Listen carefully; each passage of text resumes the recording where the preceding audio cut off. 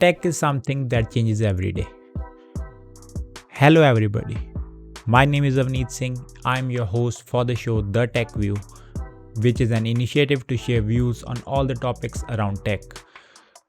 We focus on the daily life questions as well as ideas, knowledge, and queries and opinion, all unfiltered around tech. So, today in the third episode, we are going to discuss about the Windows completing 35 years, followed by the views on WhatsApp, many new features, India banning 43 more apps, basically around China, and also few of the things that were left from the last episode. So in the last episode, we discussed about the Apple M1 chipset Max and its pricing and stuff. So now I think it is time that we start evaluating that what we did was right or not. To start the things off, the reviews were not out yet, and most of the apps that required to be updated weren't. So now I think it is now the right time that yes, and now I think it is the right time to make a comment about the M1 chipset and the Macs that it runs. So if you are a Mac enthusiast and want to switch over to the M1 chipsets, you can go ahead. I can't stop you, but what I'm gonna tell you is that as of now, don't do that. If you are more into productivity field, you want be doing that as of now. So most of the apps that we have on the Windows machines or based on the Intel versions of the Mac OS were x86 compatible, and the M1 runs on a different platform, that's ARM. So for the apps to get migrated to the M1 thing, it is the position of the developers of those apps, not the Apple. So it will take not a long, I would say around 2 to 3 months more at least. It might take 6 months for major apps that are being used like the Adobe Creative Cloud. The complete cloud would be upgraded with the M1 chipsets by the end of first quarter of 2021. So in short, it is just the first chipset from Apple, and it requires a huge of the backend resources and developing. So might be in future very soon it would be a complete dedicated one, but as of now I won't give you an advice to go ahead. But if you are more into more of a paid apps like the Final Cut Pro and other apps that are core Apple core products and you believe in your security, you can go ahead. I am no one to stop you guys because Final Cut runs the best on the M1 chipsets. Talking about the storage options, what I don't feel good about the Apple M1 chipsets is that it has RAM embedded on it. So being RAM embedded, you can't upgrade your RAM in near future. If you want to upgrade, you need to buy a new one. I said that in the last episode as well. But do you know that if it's embedded, then for the extra 8 gigs, like going from 8 gigs to 16 gigs, you need to pay 20,000 more in India. That's roughly around $200 to $250. So why pay such a huge price when you can get RAM very cheaper than this? And it's only 8 gigs more. So earlier what it used to be, there were some rated RAMs that used to work with the Mac, like the Mac Pro, iMac Pro I would say, and then it would work fine and everything was great. But now you can't do that. You will have to buy an entire new laptop or pay more in the starting only. Apple's programs compatibility is not that much that someone from a creative field would do that initially. But if you are from a person who just do some office work, might switch over very soon. So that was all that we had from the last episode. And now for this episode, let's start with Windows. Windows 1 has completed 35 years just 2 to 3 days back. And it is very great news because as much as Windows gets old, it gets better. Yes, you hear everything right. The first Windows was something that no one ever liked it, and now Windows is the main desktop software or I would say an operating system that's being used. Windows has got various versions, many up and down. For example, like the Windows 98 was an okayish, then XP came, that was a breakthrough. Most of the systems were running and got the Windows XP. Followed by it launched the Windows Vista. Vista didn't become somewhat popular, it was just that it was a kind of a fail, and followed by that the Windows 7 was a breakthrough, and still around 30% of the Windows machines run on Windows 7. And Windows 8 again was there on a hype for a few time, but now Windows 10 is on more than 50% of the devices. So Windows 10 is the latest of the versions, and Microsoft wanted that they won't be going ahead with Windows names. So now the Windows 10 is getting every update. For example, the update version latest is Windows 10 2009. That's 20 for the year 2020 and 09 for the month. So it is the latest stable update version available for Windows. The new version of the 2021 would be out in January in a beta phase, and followed by that it would be available to everyone as a stable update very soon. Let us know that how a small operating system that was just revolving around an operating system turned out to be one that now integrates Microsoft Edge, one of the best internet browsers in terms of performance and RAM consumption. Chrome takes a hell lot of RAM, if you believe me. You can try it yourself, like whenever you open Chrome tabs, like if you have 5 to 6 tabs open, it is a very big load on your RAM. But with Microsoft Edge, it is more or less optimized and takes very little RAM as compared to the Chrome.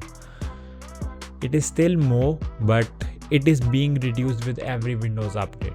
So in future, there might be very less RAM consumption. Chrome also said the same that they would be bringing, but there is no still update that does that. It also integrated the Office into it. So earlier the Office was sold separately, now it is directly embedded into the Microsoft Windows account. So now Microsoft is focusing on bringing all its apps together at one platform and offer a seamless experience, just like one you get on Apple devices, or I would say on the Google platform as well.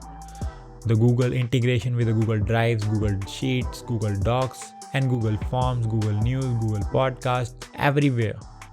It is a big thing. And do you know what? Google Podcast. It has crossed more than 40 million downloads since the lockdown happened, and it's still growing.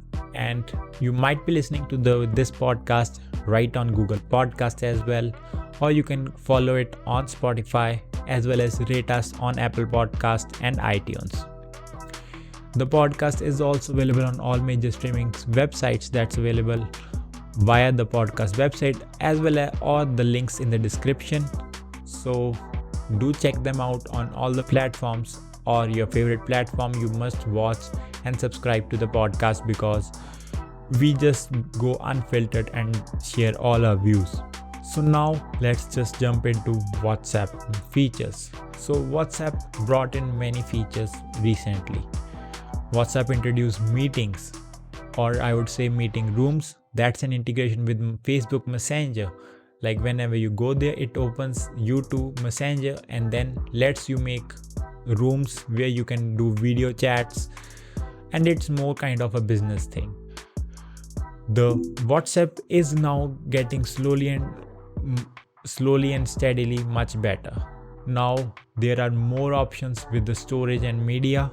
You can check which of your WhatsApp chat has got major of your storage, like whenever you get some random good morning messages, there is now a way that you can filter that out and delete them. Delete those unhealthy pictures and other stuff. WhatsApp also has a different chat background. Earlier the chat wallpaper, I would say, was there one fixed for all the chats. Now it is customizable. You can, whenever you are in a dark mode, you can change the occupancy as well of the background wallpaper, and it's more getting fun. WhatsApp disappearing messages is now officially available to everybody. With the WhatsApp disappearing messages, now you can send messages. You first need to turn it on either on the person's profile or in the group if you are the group admin. The messages limit is currently set to 7 days and you can't change that, but in future there would be an option to change that as well. Also, the media is being tested in the beta phase and might be rolled out to the stable version very soon. Over and all, it's going much better. The WhatsApp Pay is introduced in India and will be available globally very soon, and it's being tested in India starting with the UPI payments only. You can just go ahead, select your bank by going to the settings, payments, and then selecting your bank, and it will automatically detect your WhatsApp number and the bank account attached to it. If there is some bank account with the number, it will be show up there, and then you select that and you get an OTP and it's connected. And on that payments page, now you can see your payment history, where you send your money, where you have them. So it's kind of more of a thing that you see on a banking app. So that's great because many people do their businesses online via WhatsApp. Now they will be able to receive payments as well via WhatsApp. Now let's just talk about the 43 apps that got banned in India. Most of the apps, if I talk about or name a few, are the Chinese apps. They have either the word Chinese in them or are based on developers that are Chinese, and everything that is more of a secularity of India have been there. Like that, the app that challenges the secularity of India have been banned and come up in the list. Even the Smack video, that was an alternative to TikTok, has been banned. So with that, many of the platforms are being opened up. The new platforms that opened up also include the big market players, like the Twitter came up with Twitter Fleets, Instagram with Instagram Reels, and Snapchat also has one that being worked on. So the name is not yet official, but it will be official very soon. It's currently tested inside your Snapchat app only. So these major players are now going to take over with the TikTok, and TikTok is banned in India, and you don't know when the ban happens in the entire world. So we need to be aware because it was not expected. So from banning, we also remember that PUBG made that it is coming back in India, and the download link to its APK is now available on its official website. No doubt it is not yet available on Google Play Store because the government has not issued any guidelines to Google to add that to the Google Play Store.